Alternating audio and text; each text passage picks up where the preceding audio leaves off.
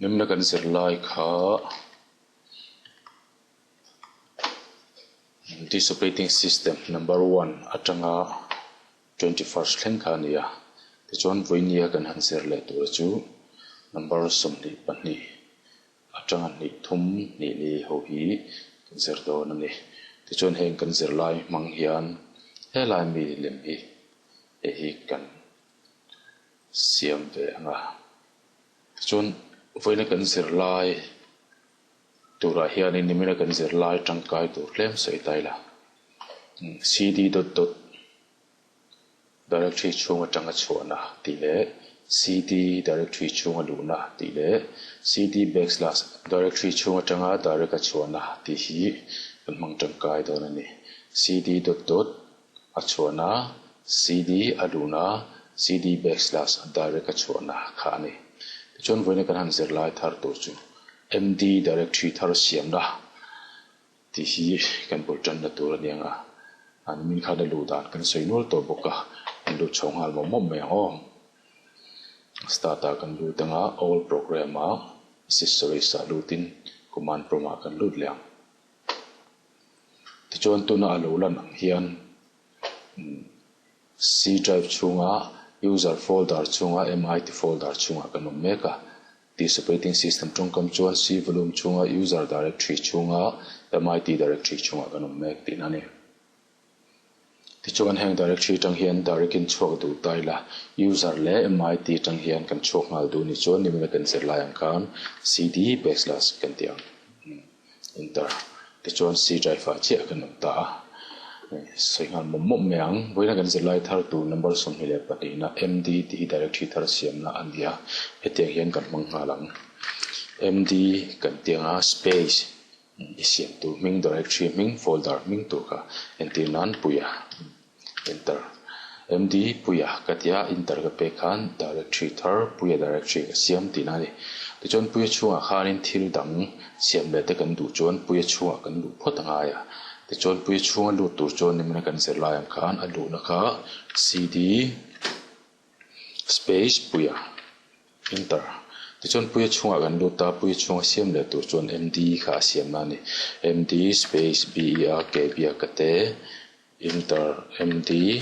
space samate kan siam ta enter kan te lenga puya chunga chon bia ka le sama kan siam zo le ta tinani chuan khatilo po khan siam dan ol samom boka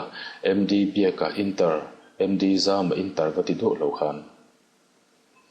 md space bia ka space sama ti in md voi khat me a an siam tu zat ming va chun ngal kha thei ngal bokani tun adot le tang chon chu tiang chon ti don ta ila le tuna hen bia ka chunga thil dang siam le kan du ta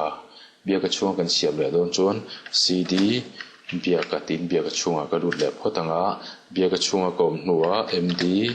faka space zama tikhan or samte win voi khata kan siam ngal the or zama khana chin khan kan siam to md space faka space tika tin kan siam te yang enter ti chuan bia ka chunga chon kan du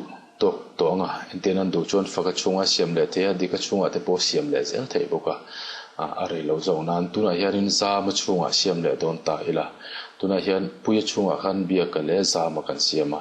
ti chon bia ka chunga chon tuna faka le dika kan siam le towa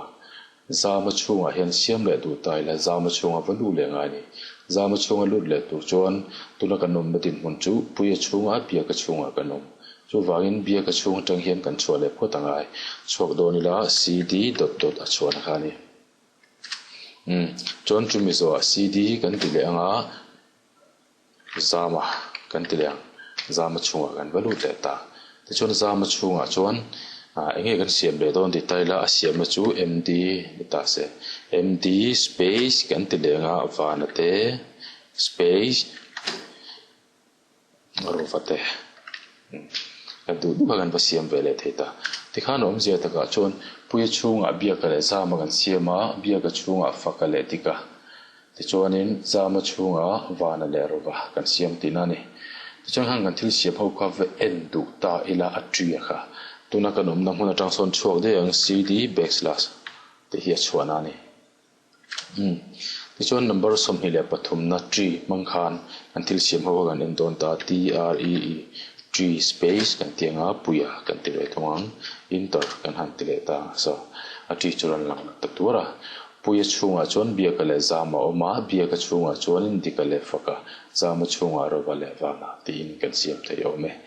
le tuna kan thil siam ho kha kan pai le du emo directory kha kan pai du ani chuan directory pai na chu number som hi le pali na hi a pai na chu ania pai ve don chin teang rd/s space ka pai don kan dita enge kan pai don puya enter kan ti chuan puya chunga thil om zong zong kan thil siam zong zong po bo vek don tina ni ti chuan yes or no main kan changa kan pai du boka yes kan tiang enter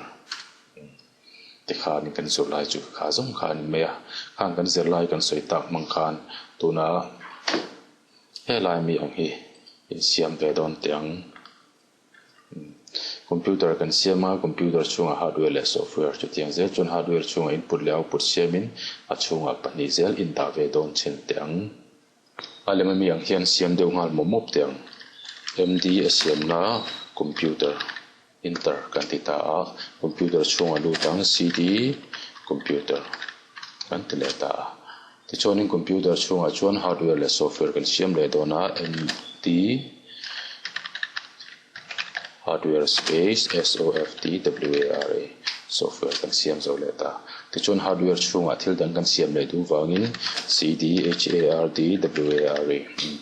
hardware kan lut le ta siam le anga siam na kha md input space output enter kan ti le ta input chunga kan siam le du chuan cd input enter kan ti lenga input chunga chuan md mai kan siam leang keyboard space mouse keyboard le mouse kan siam ta thler khat chu kan siam zo dera ti chuan output lama han kan siam ve le don ani chuan tune input atanga kan chole photangai ta a chhona chu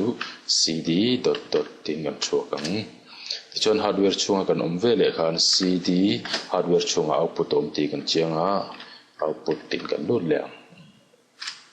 output chunga chuan nge kan siam don ti chuan a siam na md ni a monitor space printer monitor le printer kan siam le ta ti na ne inter le chuan khathi kan siam zo khan software lampang thler kha kan siam le don ta lampang kha kan siam le don chuan tuna hian output atang kan chuangai nga hardware atang kan chuale ngai don ti kan chu don chuan a chuana chu cd dot dot enter output atang kan chuar ka cd dot dot kan ti le nga hardware atang kan chuak le computer chunga chuan na china atira kan siam software kha kan balu don ta ani cd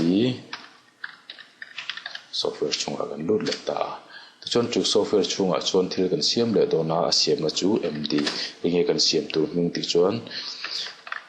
system kan siam nga space utility kan siam le enter system chunga thil dan kan siam le don ta system chunga kan lu le nga ya cd lu na system chunga kan lut le enter system chunga chuan kan siam le don ta a siam na chu md Unix space le enge kan siam don ti chuan Linux kan siam dona Linux kan siam enter chuan system chunga chuan kan siam zo le ta utility chunga kan siam le don ani chuan system atang kan chuak le ang cd dot dot a chuana chuan lut le ang cd aluna khuya mo ti chuan utility chunga kan lut le ta a chunga kan siam le dona a siam na kha md bok enge kan siam don ti chuan ndd space le partition